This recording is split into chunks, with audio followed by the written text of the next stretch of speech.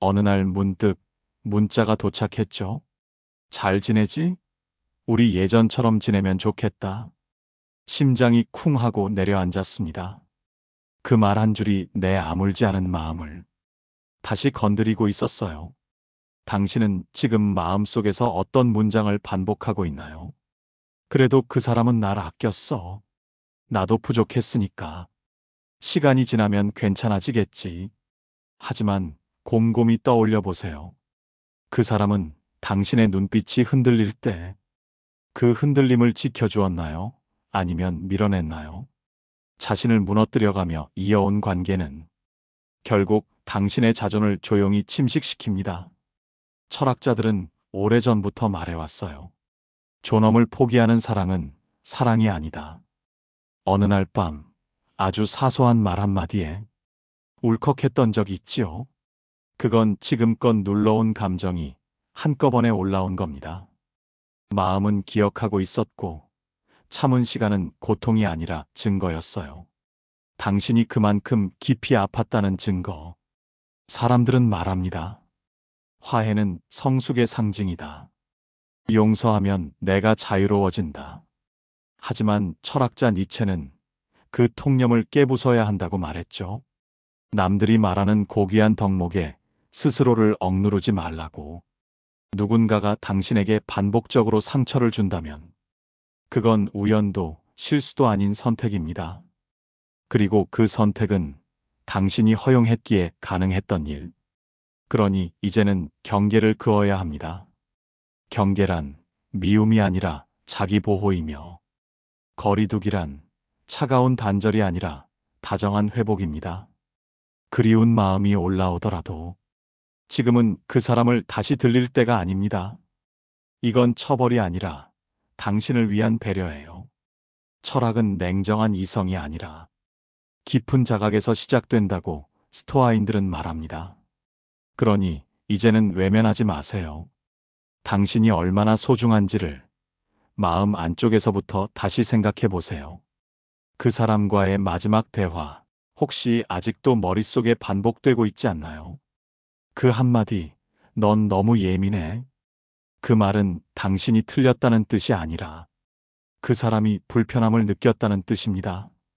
당신이 잘못한 게 아닙니다. 느낀 그대로 말했을 뿐이니까요. 진짜 관계는 솔직함을 감당할 수 있는 사람과 만들어야 하니까요.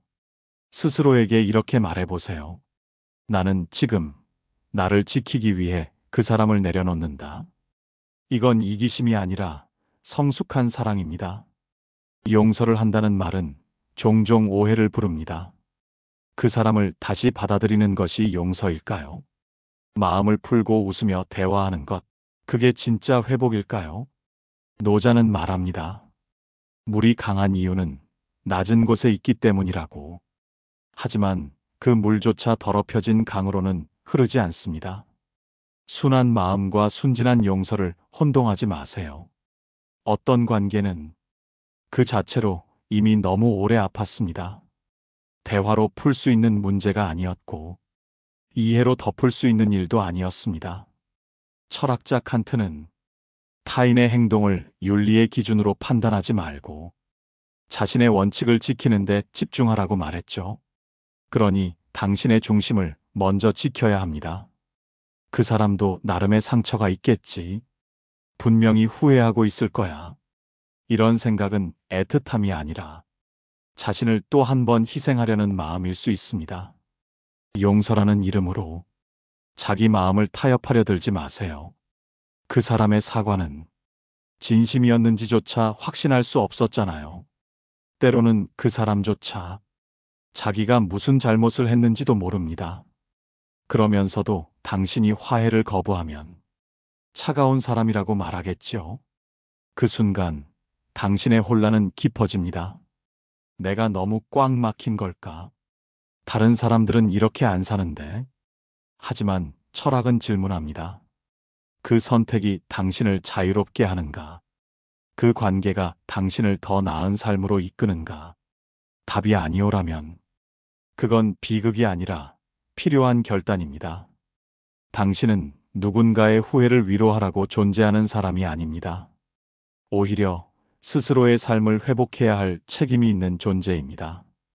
진짜 용서는 관계를 다시 이어붙이는 게 아니라 내 마음의 고리를 조용히 풀어주는 일입니다. 그 사람이 잘 되기를 바라는 마음은 가질 수 있지만 다시 가까워질 이유까지는 없습니다. 그건 감정의 문제이기 전에 철학의 문제니까요. 기억하세요.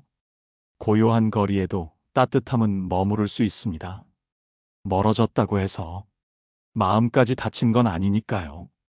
잊었는 줄 알았는데 문득 거리의 풍경 하나, 음악 한 소절에 그 사람이 생각날 때가 있습니다. 그건 그 사람을 여전히 사랑해서가 아니라 그때의 내가 너무 외로웠기 때문입니다.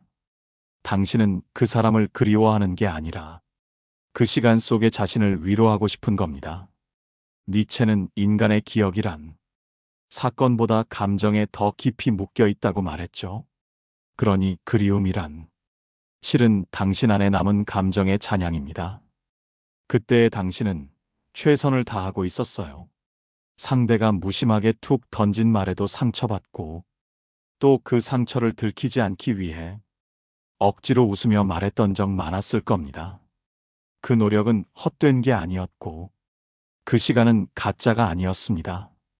하지만 그 진심마저 상대가 받아들이지 못했다면 그건 당신 잘못이 아닙니다.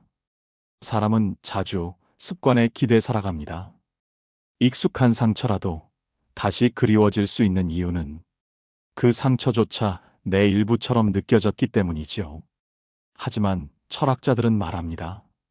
그 익숙함은 반드시 당신의 것이어야 하느냐고.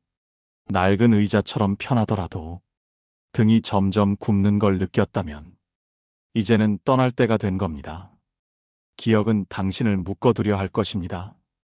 그때는 그래도 웃었지. 그 사람만큼 나를 잘 아는 사람은 없었지. 그런 회상이 고개를 들 때 당신은 스스로에게 다시 물어야 합니다. 그 사람이 당신을 이해한 것과 당신을 아프게 한 것 중에 무엇이 더 많았는지. 이 질문에 정직해지면 그리움도 조금은 다르게 보일 겁니다. 그건 돌아가고 싶은 마음이 아니라 당시에 헤아리지 못했던 고통을 이제야 말할 수 있게 된 당신의 용기입니다. 사람은 누구나 실수합니다.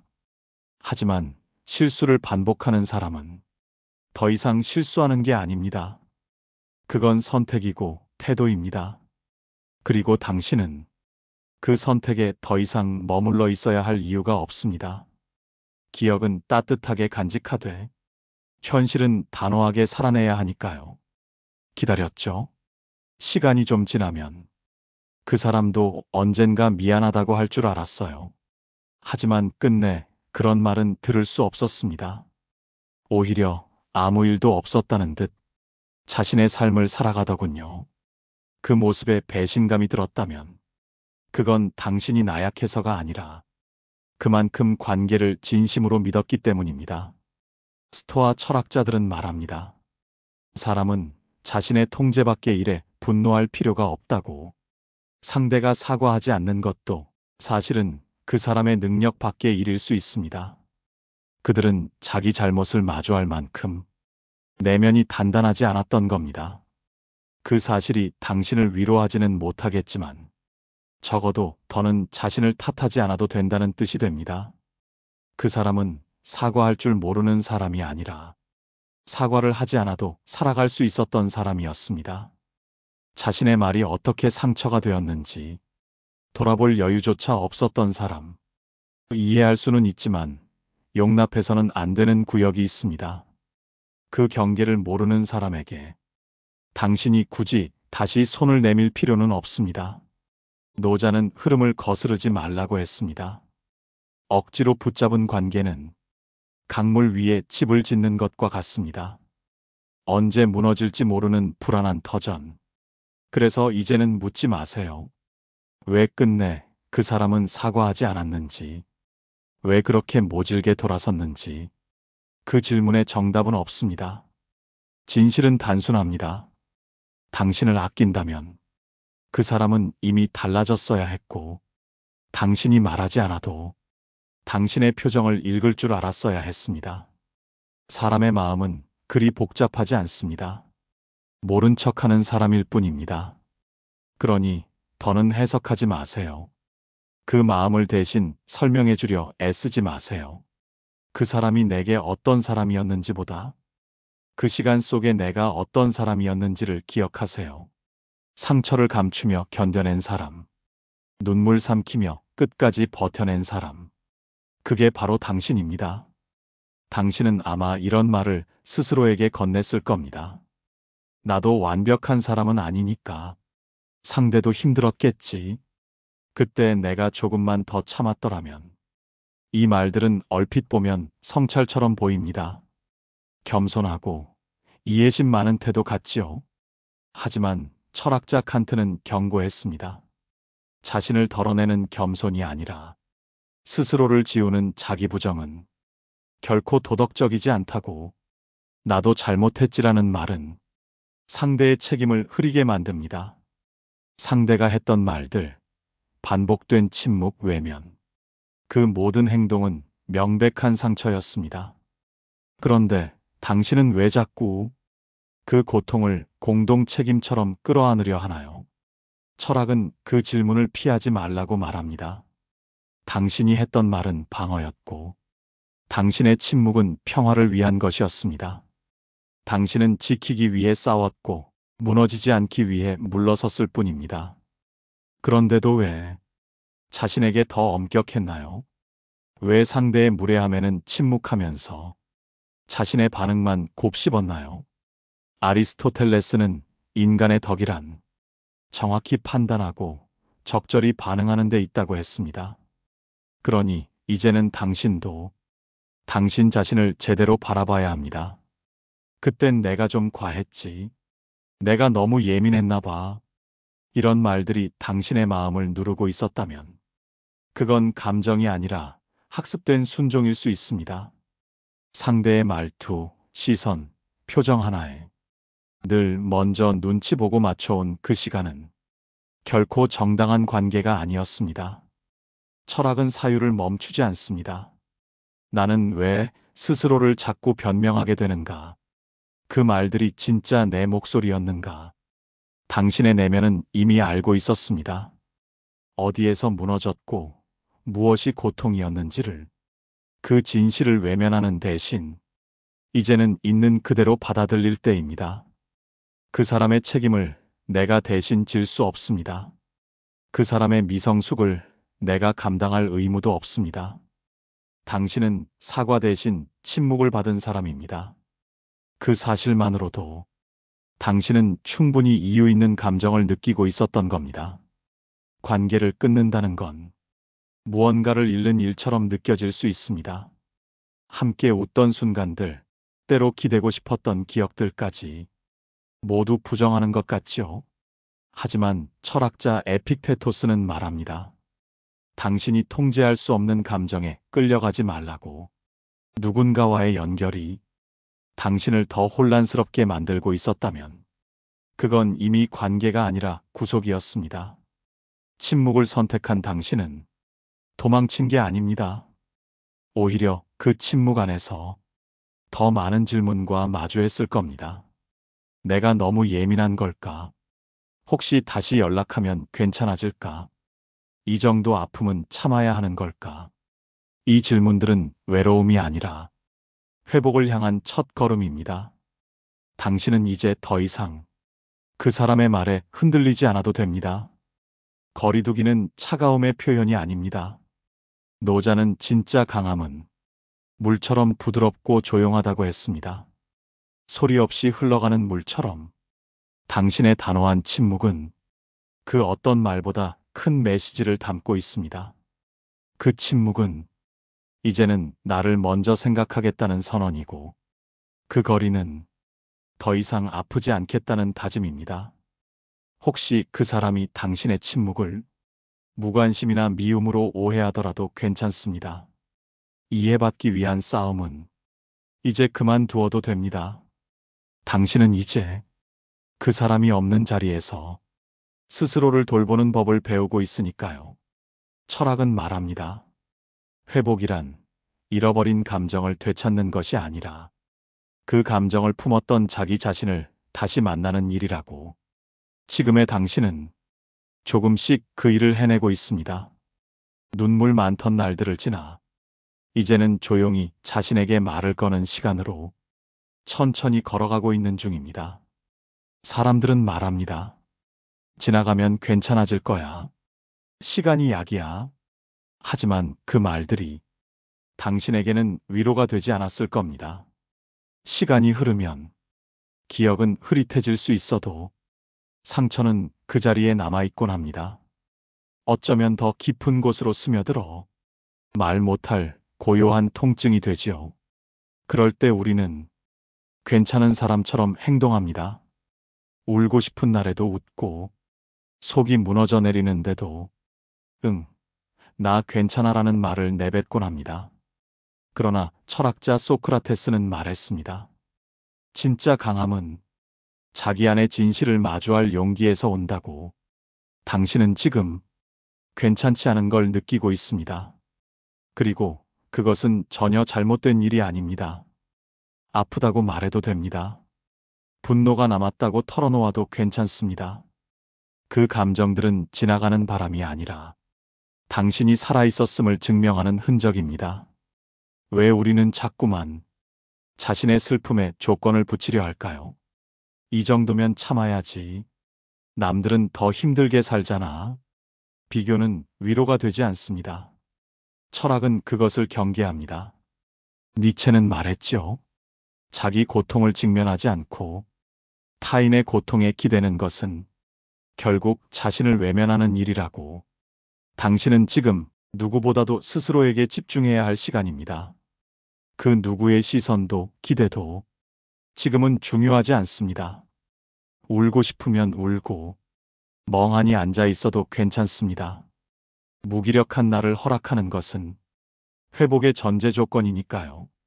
아무도 모르게 가슴을 쓸어내리던 밤들이 있었지요. 그 밤들은 당신을 무너뜨리지 않았습니다. 오히려 당신을 조금씩 바꾸고 있었던 겁니다. 지금 당신이 느끼는 이 감정은 정확한 감각입니다. 잊으려 애쓰기보다 그 감정을 존중해 주세요. 그 안에 지켜야 할 당신이 있습니다. 한참을 지나서야 문득 이런 생각이 듭니다. 왜 나는 그런 사람에게 마음을 줬을까? 왜 그 순간 돌아서지 못했을까? 그 질문은 후회에서 나오는 것 같지만 사실은 이해를 향한 갈망입니다. 당신은 알고 싶은 겁니다. 어디서부터 어긋났는지, 그때의 내가 왜 그토록 애썼는지. 철학자 아우렐리우스는 모든 일에는 이유가 있지만 그 이유에 얽매이지는 말라고 했습니다. 우리는 원인을 파고들다가 때로 자기 혐오라는 길로 빠지곤 하지요. 당신이 그 사람을 선택한 건 당신의 어리석음이 아니라 당시의 외로움, 환경, 기대, 무언가를 믿고 싶었던 진심이 있었습니다. 그 사람은 처음에 당신에게 따뜻했을지도 모릅니다. 누군가의 온기에 목마른 순간에 그 손길은 너무나도 반가웠을 겁니다. 하지만 관계란 시간이 지나야 진짜 얼굴을 보여줍니다. 처음의 상냥함은 지속적인 배려로 증명되어야만 진실이 됩니다. 그리고 당신은 분명히 그 사람의 변화를 느꼈을 겁니다. 어느 날부턴가 대화가 무뎌지고 배려가 줄어들고 무례함이 자주 보이기 시작했지요. 그때의 당신은 모른 척 했을 겁니다. 다시 좋아지겠지. 지금은 예외적인 순간일 거야. 그렇게 마음을 눌렀던 시간들이 지금의 슬픔으로 이어진 겁니다. 하지만 그 선택이 온전히 당신 탓이라고 말할 수는 없습니다. 관계란 언제나 두 사람이 함께 만드는 장이기 때문에 당신이 책임져야 할 건 그 시간 속의 진심이 아니라 이제부터 이어갈 삶입니다.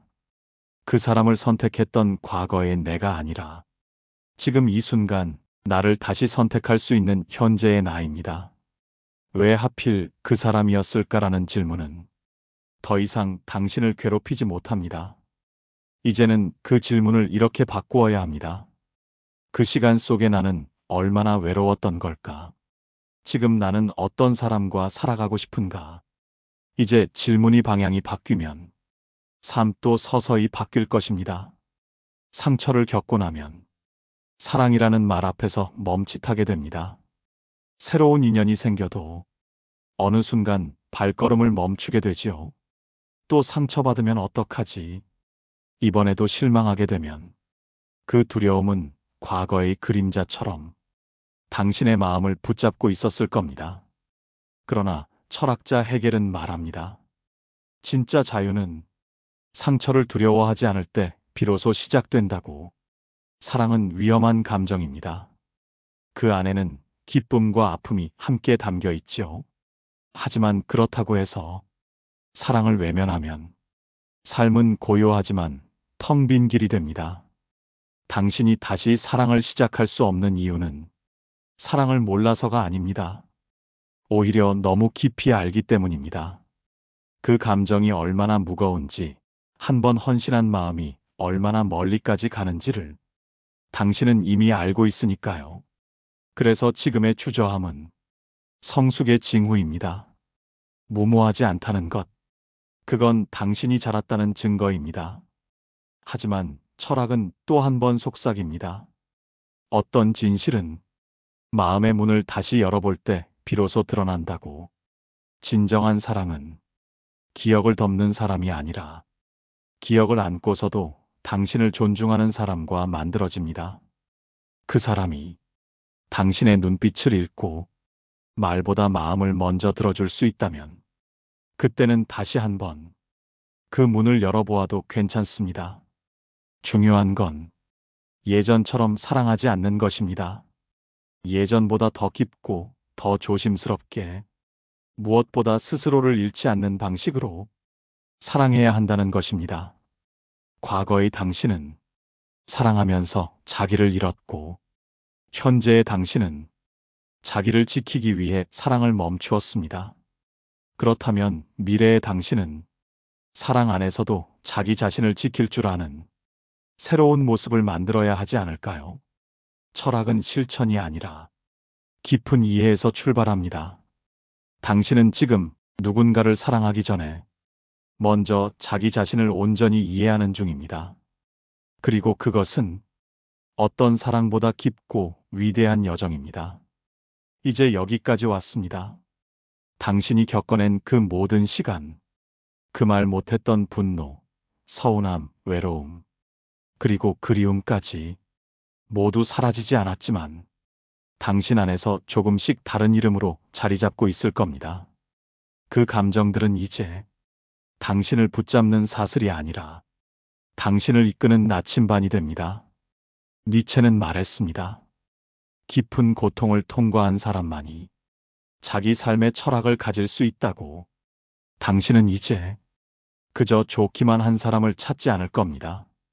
당신의 말에 귀 기울이고 당신의 마음을 감당할 줄 아는 사람, 무엇보다 당신의 존재 자체를 존중할 줄 아는 사람을 기다릴 줄 아는 사람이 되었으니까요. 이제는 상처를 준 사람에게 괜찮다고 말하지 않아도 됩니다. 그 사람을 이해하지 않아도 괜찮습니다. 용서하지 않아도 당신은 여전히 좋은 사람입니다. 중요한 건 이제부터 당신이 어떤 관계를 만들 것인가입니다. 이전처럼 침묵하지 않을 것, 자신을 잃어가면서까지 누군가를 붙잡지 않을 것, 당신 안의 진심을 무시하지 않을 것, 그 다짐들이 당신을 더 나은 방향으로 이끌 겁니다. 철학은 말합니다. 사랑이란 함께 있을 때뿐 아니라 떠나야 할 때를 아는 용기이기도 하다고. 당신은 그 용기를 내었습니다. 상처를 품은 채 스스로를 돌보기 시작했고, 그 결심은 이미 당신을 변화시키고 있습니다. 이제는 더 이상 묻지 않아도 됩니다. 그 사람은 날 사랑했을까? 내가 너무 예민했던 건 아닐까? 그 모든 질문은 지나간 길입니다. 이제 남은 건 당신이 스스로에게 물을 시간입니다. 나는 나를 어떻게 사랑할 수 있을까? 그 질문을 품고 당신은 다시 살아갈 겁니다. 조금은 더 단단하게, 조금은 더 따뜻하게, 그리고 언젠가 그 모든 시간이 나를 지켜냈음을 고요한 아침 햇살 속에서 문득 깨닫게 될 것입니다. 이제는 괜찮다고 그 시간을 견뎌낸 나에게 조용히 말을 걸어주세요. 그것이면 충분합니다.